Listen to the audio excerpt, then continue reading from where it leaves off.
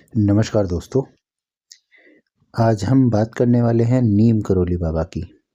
आखिर नीम करोली बाबा कौन थे?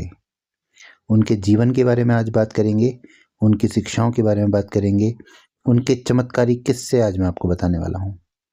आज जो भी बात करेंगे बिल्कुल सत्य बात करेंगे।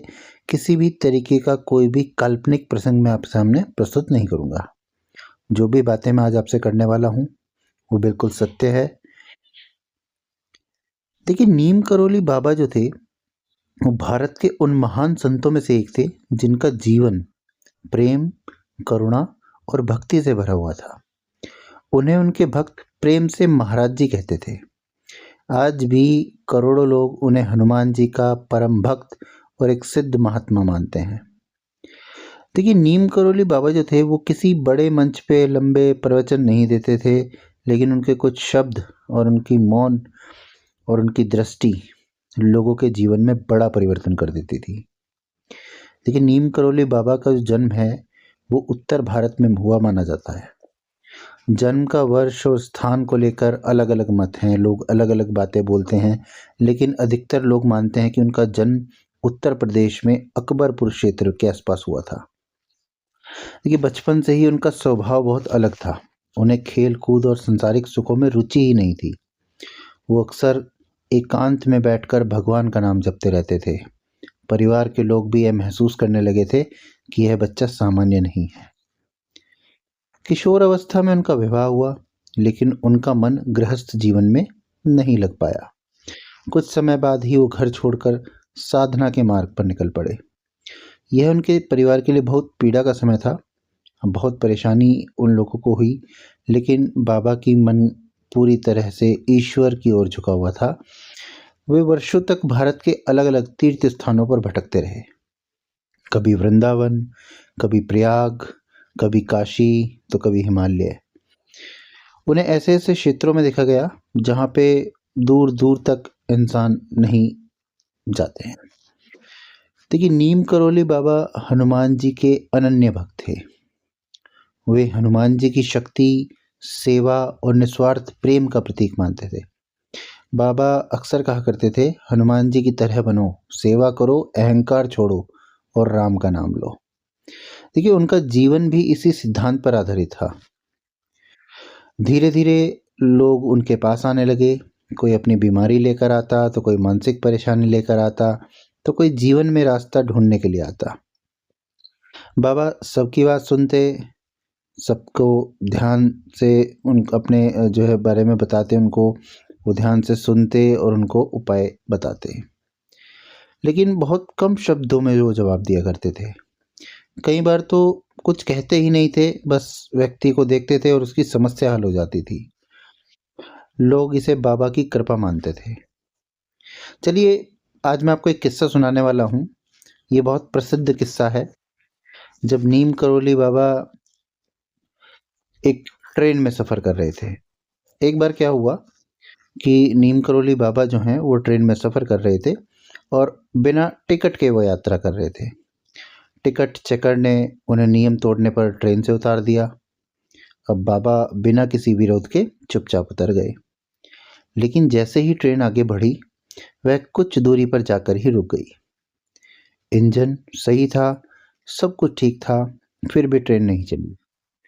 काफ़ी देर प्रयास करने के बाद जब ट्रेन नहीं चली, तो किसी यात्री ने कहा कि जिस साधु को उतारा है उनसे माफ़ी मांगकर वापस बैठ जाइए, उन्हें वापस बैठा लीजिए, तभी ट्रेन चल पाएगी। जैसे ही बाबा को वापस ट्रेन में बैठाया, ट्रेन तुरंत चल पड़ी। देखिए, इस घटना के बाद लोगों में यह विश्वास और गहरा हो गया कि बाबा कोई साधारण संत नहीं है। इसके बाद में और भी उनकी कई चमत्कारी जो हैं घटनाएं मैं आपको बता सकता हूँ। एक और मैं अगर अभी बात करूँ तो कैंची धाम की स्थापना जो है उसके बारे में हम लोग बात करेंगे। इसके अलावा फिर हम लोग भक्त की बीमारी जो उन्होंने ठीक करी उसका किस्से के बारे में बात करेंगे। काफ़ी उनके किस्से हैं। आज मैं आपको सारी बातें डिटेल में बताने वाला हूँ। देखिए, उत्तराखंड में स्थित कैंची धाम नीम करोली बाबा का सबसे प्रसिद्ध आश्रम है।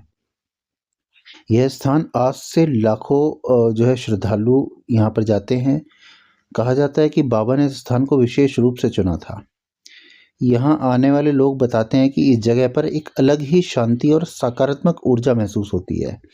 लोगों को अलग ही पॉजिटिविटी महसूस होती है। कैंची धाम में हर वर्ष अगर मैं बात करूं तो लाखों लोग जाते हैं, जिसमें 15 जून को भंडारे का भी आयोजन किया जाता है, जिसमें कई लाख लोग शामिल होते हैं। यह परंपरा बाबा के समय से चली आ रही है। बाबा का मानना था कि भूखे को भोजन कराना सबसे बड़ी सेवा है। इसके अलावा अगर हम एक और किस्से की बात करें तो भक्त की बीमारी ठीक की थी बाबा ने। एक बार एक भक्त गंभीर बीमारी से पीड़ित था। डॉक्टरों ने जवाब दे दिया। परिवार बहुत परेशान था। वह भक्त बाबा के पास गया। बाबा ने न तो कोई दवा दी और न ही कोई लंबा उपदेश। उन्होंने बस इतना कहा, डर मत, सब ठीक है। कुछ समय बाद उस भक्त की हालत में सुधार होने लगा और वह पूरी तरह ठीक हो गया। डॉक्टर भी हैरान थे। भक्तों का मानना था कि यह बाबा की कृपा थी। देखिए, बाबा की जो डांट थी उसमें भी प्रेम था।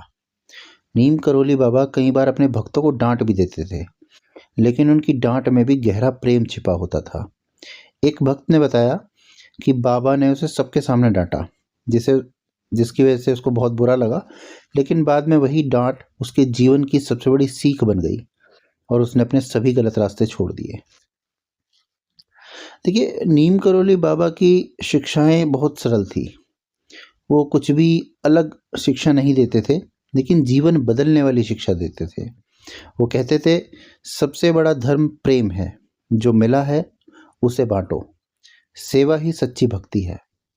वो किसी जाति, धर्म या देश का भेद नहीं करते थे। उनके लिए हर इंसान समान भावना था। देखिए, नीम करोली बाबा ने कोई किताब नहीं लिखी, लेकिन उनकी बातें आज भी उनके भक्तों के दिलों में जीवित है। वो कहते हैं कि भगवान को पाने के लिए कठिन तपस्या नहीं, बल्कि सच्चा दिल चाहिए। अब हम बात करने वाले हैं महाप्रयाग प्रयाग की।